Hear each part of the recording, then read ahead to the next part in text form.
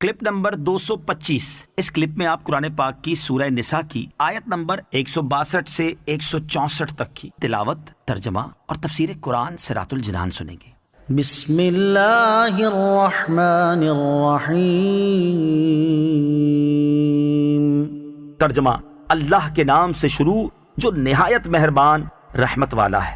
لیکن الراسخون فی العلم منهم والمؤمنون یؤمنون بما انزل الیک وما انزل من قبلک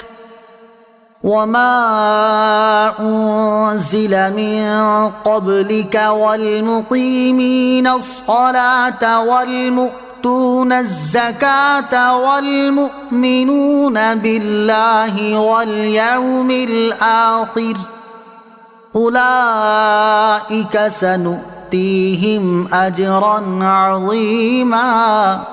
ترجمہ: لیکن ان میں علم میں پختگی والے اور ایمان والے ایمان لاتے ہیں اس پر جو اے حبیب تمہاری طرف نازل کیا گیا اور جو تم سے پہلے نازل کیا گیا، اور نماز قائم رکھنے والے اور زکوٰۃ دینے والے اور اللہ اور قیامت پر ایمان لانے والے، ایسوں کو عن قریب ہم بڑا ثواب دیں گے۔ لیکن الراسخون فی العلم منہم، لیکن ان میں علم میں پختگی والے۔ یہودیوں کی اکثریت گمراہ اور بد کردار تھی، لیکن ان میں کچھ لوگ اچھے بھی تھے، جیسے حضرت عبداللہ بن سلام رضی اللہ تعالیٰ عنہ اور ان کے ساتھی، جو گزشتہ انبیاء علیہ الصلوۃ والسلام پر ایمان، راسخ و مضبوط علم، صاف عقل اور کامل بصیرت رکھتے تھے۔ انہوں نے اپنے علم سے دین اسلام کی حقانیت کو جانا اور سید انبیاء صلی اللہ تعالیٰ علیہ وآلہ وسلم پر ایمان لائے۔ راسخ فی العلم کی تعریف: راسخ فی العلم وہ عالم ہے جس کا علم اس کے دل میں اتر گیا ہو، جیسے مضبوط درخت وہ ہے جس کی جڑیں زمین میں جگہ پکڑ چکی ہوں۔ اس سے مراد خوش عقیدہ اور باعمل علماء ہیں۔ اس سے معلوم ہوا کہ عالم باعمل کا ثواب دوسروں سے زیادہ ہے، کیونکہ باعمل عالم خود بھی نیک ہے اور وہ دوسروں کو بھی نیک بنا دیتا ہے۔ چاہیے کہ عالم کا عمل سنت نبوی کا نمونہ ہو اور اس کی ہر ادا تبلیغ کرے۔ اس سے اشارتاً یہ بھی معلوم ہوا کہ بے دین یا بے عمل عالم کا عذاب بھی دوسروں سے زیادہ ہے، کیونکہ وہ گمراہ بھی ہیں اور گمراہ کن بھی، اور اس کی بدعملی دوسروں کو بھی بدعمل بنا دے گی۔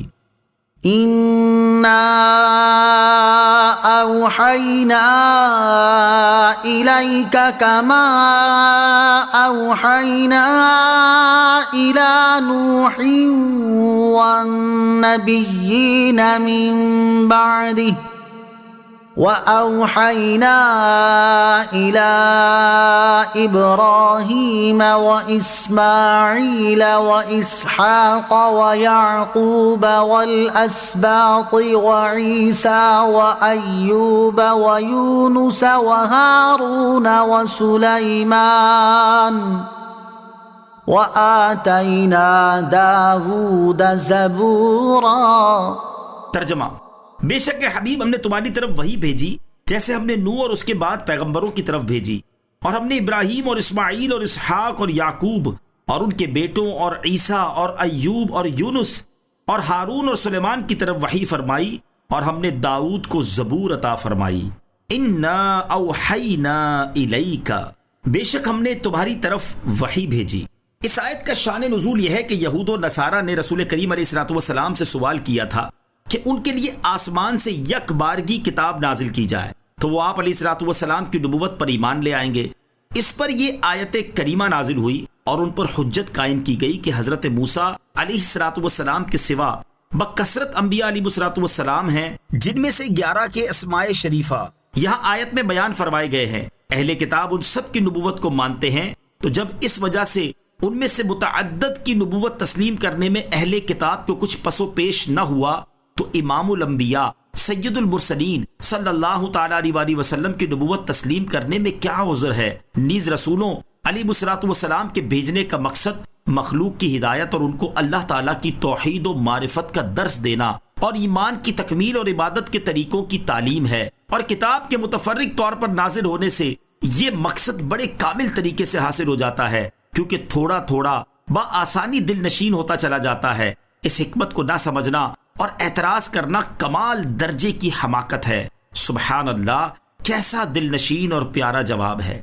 ورسلا قد قصصناهم عليك من قبل ورسلا لم نقصصهم عليك وكلم الله موسى تكليما۔ ترجمہ: اور ہم نے بھیجے بہت سے ایسے رسول جن کا ذکر ہم تم سے پہلے فرما چکے، اور بہت سے وہ رسول جن کا ذکر تم سے نہ فرمایا، اور اللہ نے موسیٰ سے حقیقتاً کلام فرمایا۔ وَرُسُلًا، اور بہت سے رسول۔ ارشاد فرمایا گیا کہ بہت سے رسول وہ ہیں جن کا قرآن شریف میں نام لے کر ذکر ہو چکا، اور بہت سے وہ ہیں جن کا اب تک ان کے ناموں کی تفصیل کے ساتھ قرآن پاک میں ذکر نہیں فرمایا گیا۔ ان سب رسولوں علیہ الصلوۃ والسلام میں وہ کتنے ہیں جن پر یک بارگی کتاب اتری؟ تو جب سب نبیوں علیہ الصلوۃ والسلام پر یک بارگی کتاب نہیں اتری تو نبی آخر الزماں صلی اللہ تعالی علیہ وسلم پر یک بارگی کتاب نہ اترنا یہودیوں کے لیے کیوں باعث اعتراض بنا ہوا ہے؟ وَكَلَّمَ اللَّهُ مُوسَىٰ تَكْلِيمًا، اور اللہ نے موسیٰ سے کلام فرمایا۔ یہ بھی یہودیوں کے اعتراض کے جواب کا حصہ ہے کہ جس طرح حضرت موسیٰ علیہ الصلوۃ والسلام سے بے واسطہ کلام فرمانا دوسرے انبیاء علیہ الصلوۃ والسلام کی نبوت کے لیے انکار کا ذریعہ نہیں ہو سکتا، جن سے اس طرح کلام نہیں فرمایا گیا، تو ایسے ہی حضرت موسیٰ علیہ الصلوۃ والسلام پر کتاب کا یک بارگی نازل ہونا بھی دوسرے انبیاء علیہ الصلوۃ والسلام کی نبوت کے انکار کا ذریعہ نہیں ہو سکتا۔ آیت کے اس حصے سے دو مسئلے معلوم ہوئے، ایک یہ کہ حضرت موسیٰ علیہ نبینا علیہ الصلوۃ والسلام انبیاء بنی اسرائیل علیہ الصلوۃ والسلام میں بہت شان والے ہیں کہ ان کا ذکر خصوصیت سے علیحدہ ہوا۔ دوسرا یہ کہ اللہ تعالیٰ نے بعض انبیاء علیہ الصلوۃ والسلام کو خاص عظمتیں بخشی ہیں۔ ایک نبی کی خصوصیت تمام نبیوں میں ڈھونڈنا غلطی ہے، جیسے ہر نبی کلیم اللہ